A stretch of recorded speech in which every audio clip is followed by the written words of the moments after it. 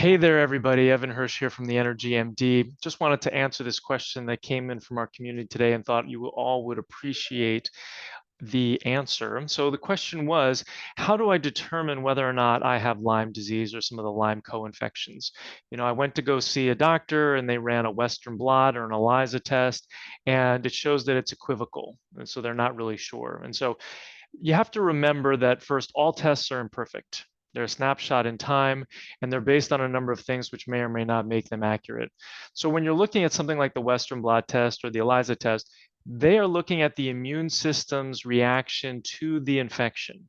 Okay, so that means that you have to have a somewhat intact immune system and functioning immune system in order to get an accurate response. Okay, and the infection has to be around the immune system in the blood in order to be able to then you collect the blood and then you see the immune system's response to the infection, right? Now, if you have Lyme, generally you're also going to have some other causes. In our program, we talk about how there's 30 plus different causes of low energy and fatigue, as well as other medical issues, and that everybody that we see has 20 or more of those particular causes. Okay, in general, if you have Lyme disease, you also may have heavy metals, chemicals, molds, parasites, other infections, negative emotional patterns from trauma, right? So if you have any of these other things, they are going to cause immune system dysfunction. Consequently, then your test, which is basing itself on immune system function, is going to be erroneous. It is going to be imperfect. It is not going to be accurate. So even the Centers for Disease Control in Atlanta say that the Western blot test and the ELISA test are for epidemiologic studies only. They're not for diagnosis.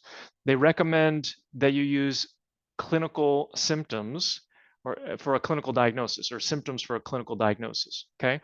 So for example, when we're looking at Borrelia or Lyme, you really can't have it unless you have symptoms that move around the body and symptoms that come and go. Now, these symptoms might be nerve symptoms, so numbness and tingling, shooting pains, could be joint pain, it could be muscle pain, right?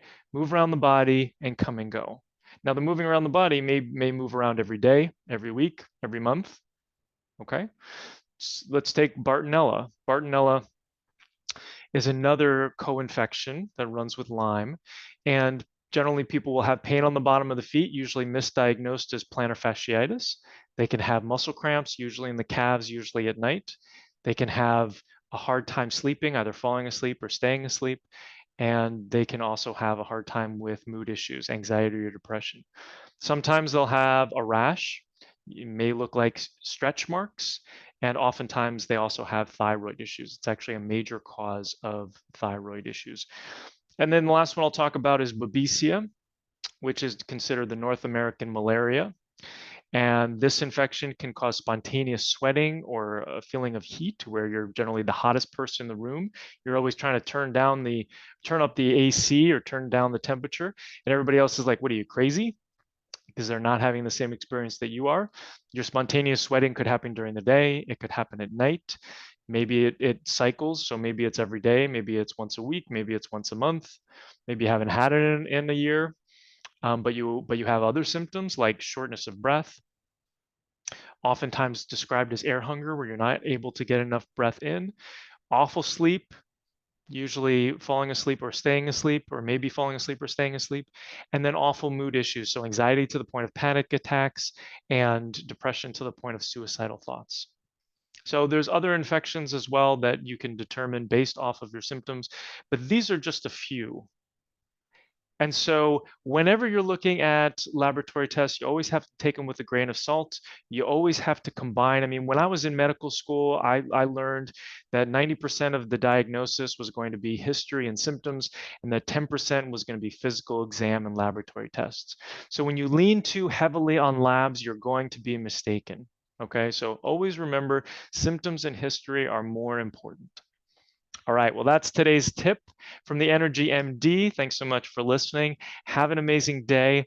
And if you are interested in getting on a free call with us to see if you're a good fit, you can go ahead and click on the link below or go to our website, energymdmethod.com, and join us for a free 20-minute call. All right. Thanks so much. Have an amazing day.